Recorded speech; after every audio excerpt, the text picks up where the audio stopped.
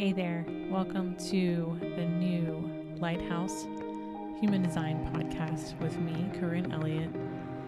And here we're going to be having some soulful conversations and solo musings of mine on all things spirituality, life, writing, entrepreneurship, and of course, human design.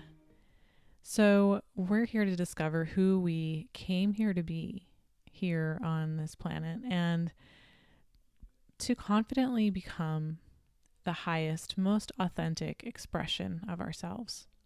So I'm going to help you find out how you can do that. So go ahead and grab a cup of tea and join the journey. And also don't forget to subscribe here on iTunes.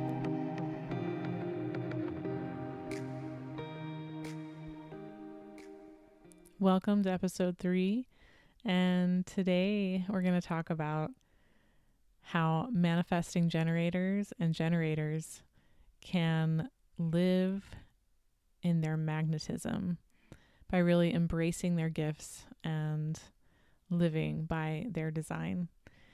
So last time I talked more about how visionary projectors and reflectors and manifestors can really thrive in their design. So this time I wanted to come back and talk about the manifesting generators and the generators. So first I wanted to talk about the manifesting generators, because last time I talked about the manifestors, and I feel like knowing more about manifestors gives you a little bit of an idea of what can be said for a manifesting generator. So first of all, a manifesting generator is kind of like a manifester in that they get a ton of visionary ideas, and they're often known for kind of juggling a lot of different things at the same time and just being super inspired all the time.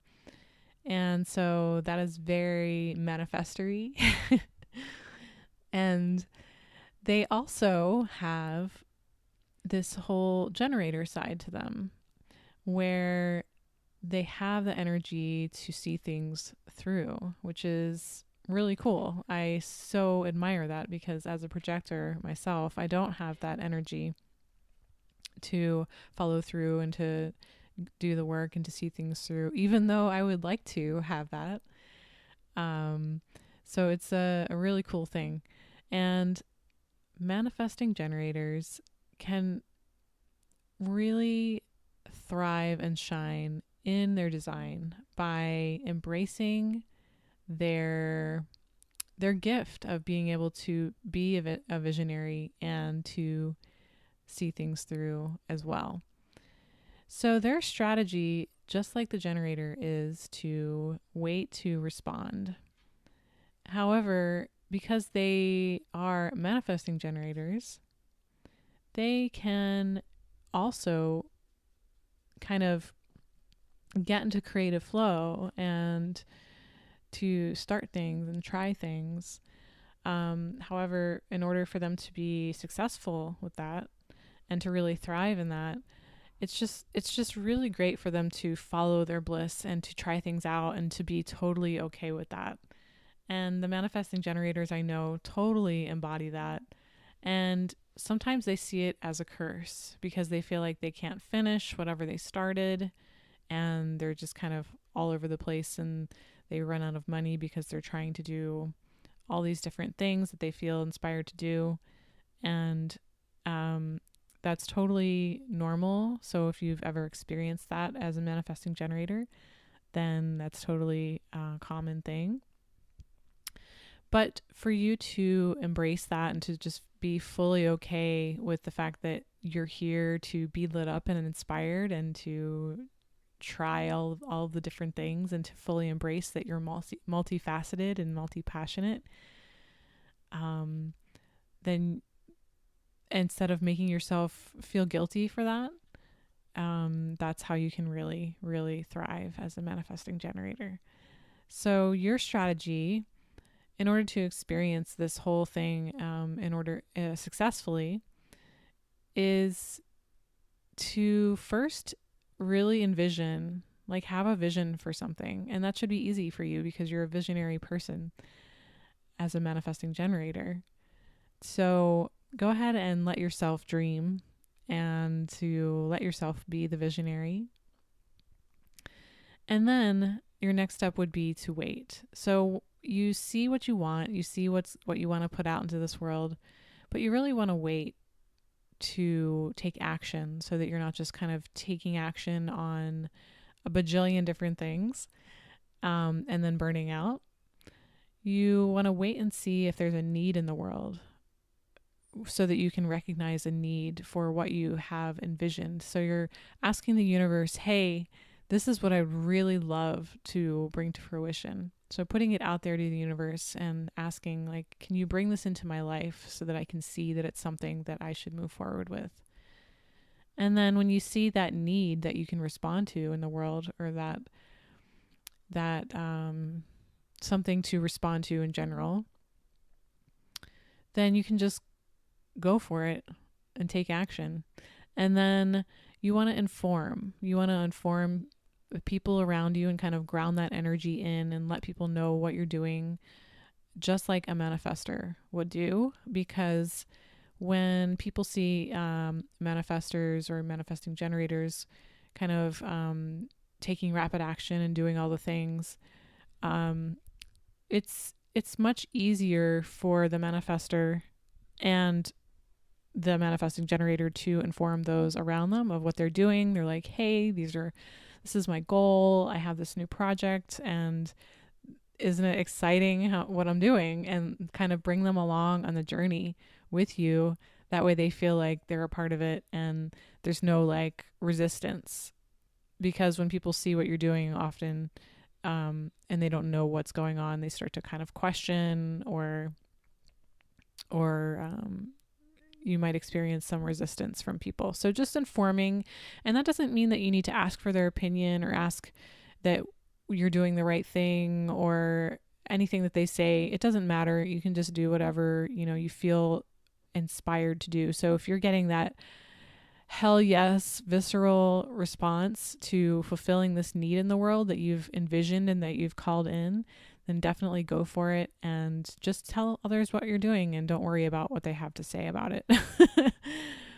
So that is how a manifesting generator can really thrive in their gifts. And their gifts are definitely to be able to follow through and actually really create a lot in this world, and to create, all these visions that they have and all this creative flow that they have. It's so awesome. And so as far as the generator goes, I have a lot of generators in my life. My husband is a generator. Actually, I was going to say my dad is too, but he's a manifesting generator. Two of my sisters are generators, and I just see this beautiful energy in them that is just, it's really cool, because as a projector, like I said, I don't have that energy to sustain projects for the long term. But so like my sister, she's a doctor. She went to med school for years and years. And I just remember asking her at one point, like, how did you make it through that? And, the answer that she gave me it made so much sense for her. She was just like, well, I had started it and I was in it. So I went through with it, and like now she's got a really fulfilling career as a doctor. And so a generator, for them to really thrive in this design, is to see a need in the world and to respond to the needs that light them up. So when they're responding in a way that feels like yes, I would love to do that. I would love to fulfill this need in the world. It's like, then you're good to go. And we need that. We need people to be lit up and inspired, and to have that follow through in the world. We need that creative energy in this world, and generators have it. And I'm I'm just I love being around generators because it's like I've said before, kind of a symbiotic relationship.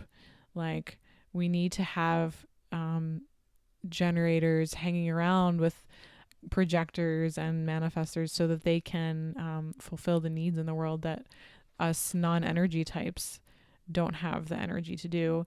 And we need for them to be lit up and inspired and fulfilled by what they're doing, because if they are doing things that they don't feel good about doing, they don't feel that visceral, like, yes, I want to do this, then that definitely causes burnout and a lot of frustration, which is their not self emotional theme.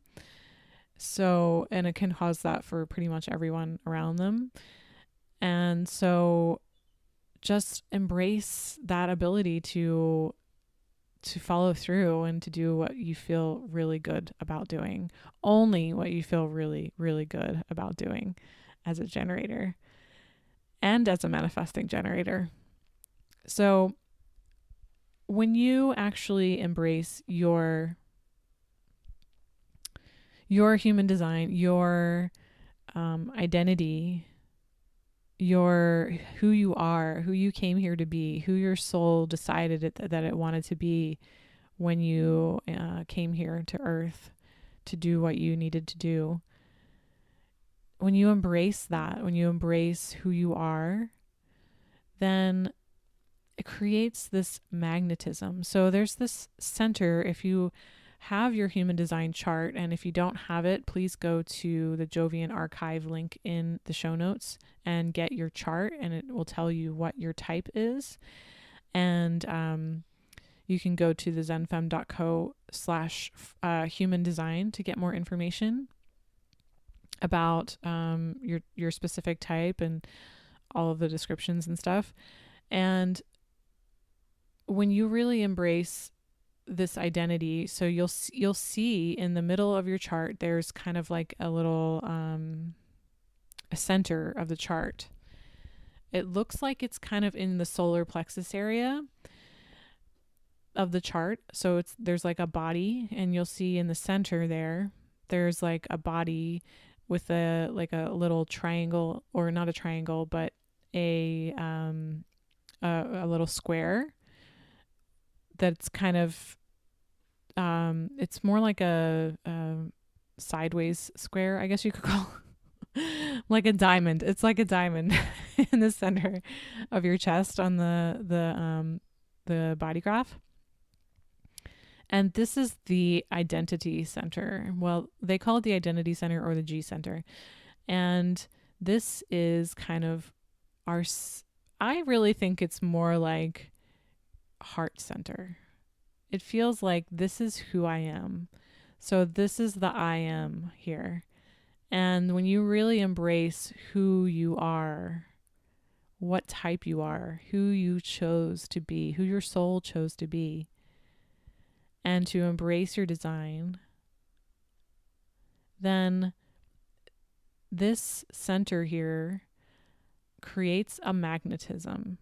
So this center here is also called the magnetic monopole, and that's for a reason. It's really about the self, loving the self. It's direction, the role, your role, your creative expression.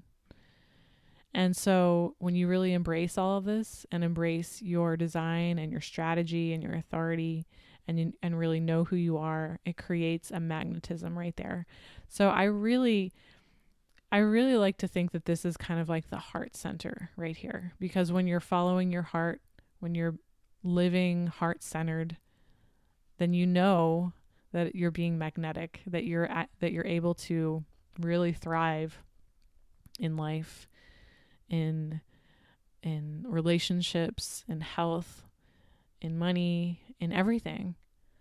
So this goes for everyone. This doesn't just go for manifesting generators and generators. It goes for all of the types. So I just wanted to give a general overview of all the types. If you go back through episodes 1, 2, and this one, then you'll kind of get an overview of all the types and to get an idea of how you can thrive, whether you're a generator, a manifesting generator, a reflector, a projector, or a manifester. Okay, so I thank you so much for listening, and I will see you next time on the next episode. Lots of love. Thanks for listening to the Lighthouse Human Design Podcast. And if this episode resonated with you, definitely go to iTunes and subscribe and leave me a review. And go ahead and visit thezenfemme.co so that you can learn more about human design and your energy type and how you can take this a little bit deeper. So thanks so much for listening again, and we'll see you next time.